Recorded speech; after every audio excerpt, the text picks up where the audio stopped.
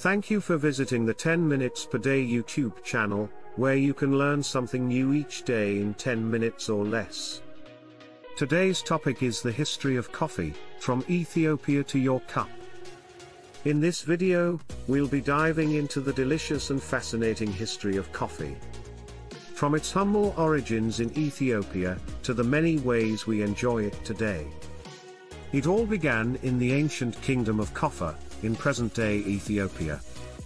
Legend has it that a goat herder named Koldi discovered the energizing properties of coffee beans. After noticing his goats became unusually frisky after eating the red berries of a certain plant. From Ethiopia, the beloved bean made its way to the Arabian Peninsula, where it was cultivated and turned into a beverage. The drink quickly spread throughout the Arab world and eventually made its way to the rest of the globe via trade routes and colonization. Fast forward to today, and coffee is one of the most widely consumed beverages in the world. And with all the different ways to enjoy it, it's no wonder why. Let's start with the different roasts of coffee. Light roast coffee is known for its milder flavor and a higher level of acidity. It's also lower in caffeine content as compared to medium and dark roasts. Medium roast coffee is a perfect balance between light and dark roast. It's where the coffee beans are roasted for a longer time than light roast and shorter than dark roast, which give a balanced flavor and aroma. Dark roast coffee has a richer, bolder taste, with less acidity and a higher caffeine content. These beans are roasted for longer periods of time, which gives them a darker color and a smokier flavor. Next, we have decaffeinated coffee. Decaffeination is a process in which caffeine is removed from coffee beans. There are different ways to decaffeinate coffee. But, the most commonly used method is to use chemicals such as methylene chloride or ethyl acetate to remove the caffeine. We also have freeze-dried and other forms of instant coffee. Instant coffee is made by brewing coffee and then removing the water. This concentrated liquid can be dried into a powder which can be reconstituted later. Freeze-dried coffee is made by freezing the brewed coffee and then removing the water through sublimation, leaving small granules of concentrated coffee. Finally, let's talk about how we make coffee. There are so many ways to make coffee, but some of the most popular methods include drip coffee, which is made by pouring hot water over ground coffee beans in a paper or metal filter. French press, which is a simple but elegant method that involves steeping coarsely ground coffee beans in hot water and then pressing a plunger to separate the grounds. Keurig machines, which use single-serve pods of coffee to make a quick and easy cup.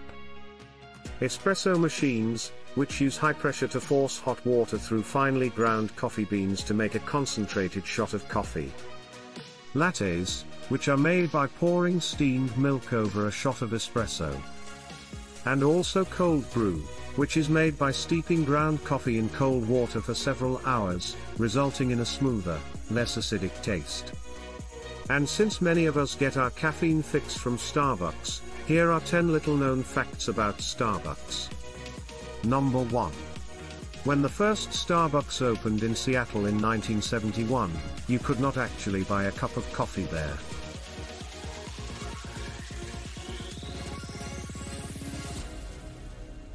That's because it was originally just a store that sold coffee beans and equipment. Number 2. The name Starbucks was inspired by a character in Herman Melville's classic novel Moby-Dick.